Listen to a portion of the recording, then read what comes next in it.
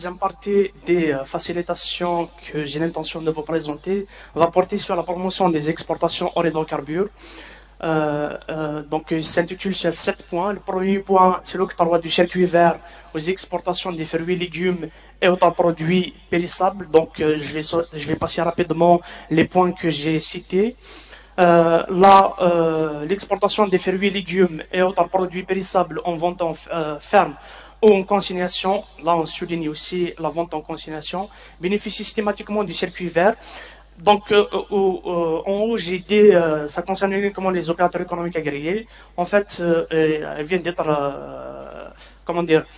généralisées sur l'ensemble des opérateurs économiques qui veulent exporter des marchandises périssables. Deuxième point, l'autorisation d'exportation des produits de terroir fabriqués localement et ne bénéficier d'aucune subvention en amont. Ça, je l'ai déjà souligné. L'autorisation d'exportation des produits alimentaires dont la matière première est subventionnée sur réserve du paiement du différentiel. Donc, on dit, il y a cette possibilité, par exemple, les opérateurs économiques qui travaillent dans le secteur de l'agroalimentaire, notamment les pâtes. Comme vous le savez, la semoule et la farine sont subventionnés. Ils ont la possibilité quand même d'exporter sur réserve de paiement du différentiel. Donc, la subvention, ils doivent la restituer à l'administration des douanes. Comme je l'ai dit, il n'y a pas encore des mécanismes pour la mise en place de cette facilitation. Ils ne sont pas encore mis en place. Mais ils peuvent faire un engagement, pour le moment, ils peuvent faire un engagement du paiement du différentiel, ainsi qu'une fiche technique du produit peuvent être exigées à l'exportation, pour le moment. Le quatrième point, c'est l'allègement des contrôles des autres marchandises. Donc, les exportations des marchandises autres que les fruits et légumes et autres produits périssables bénéficient d'un dispositif de contrôle allégé articulé autour des éléments suivants. Donc, la vérification physique des autres marchandises à l'exportation lorsque celle-ci est nécessaire, ne doit en aucun cas dépasser les 48 heures. Donc, on le fait de manière extrêmement rapide. Donc, on donne la priorité à ces marchandises. S'il y a un contrôle par scanner, par exemple, il passe aussi en priorité.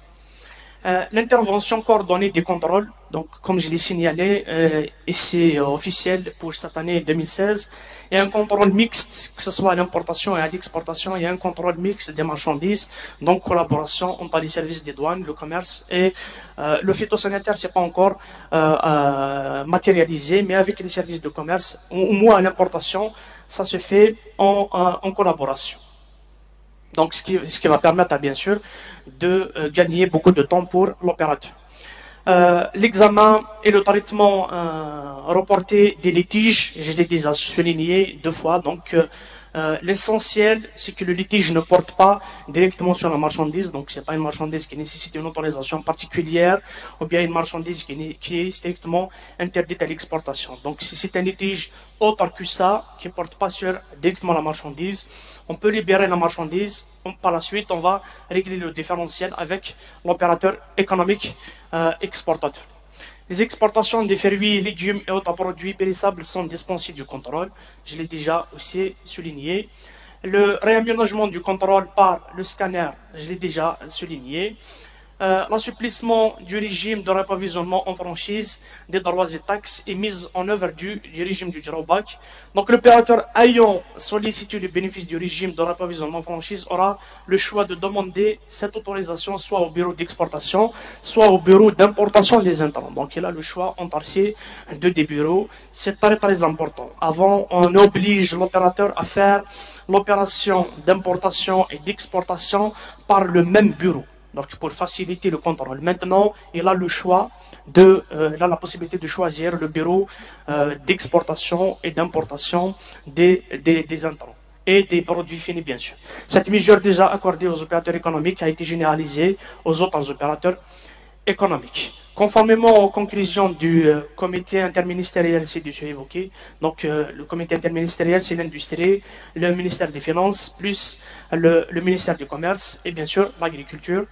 évoqué, les exploitants de ports secs doivent être invités à dédier des espaces réservés aux opérations d'exportation. Ils sont invités. Maintenant, il y a des ports qui se sont mis déjà qui ont mis déjà à la disposition des opérateurs ces espaces. Il y a d'autres qui sont en train de le faire. Par ailleurs, une réorganisation des services va être opérée pour doter des squads d'experts chargés exclusivement des contrôles physiques et de l'embarquement des marchandises, notamment pour le port de Bijaya, Alger, l'aéroport Ouelboumdienne, Fret bien sûr, Blida et Layo, qui enregistrent un flux de marchandises à l'exportation très important. Et merci de votre attention.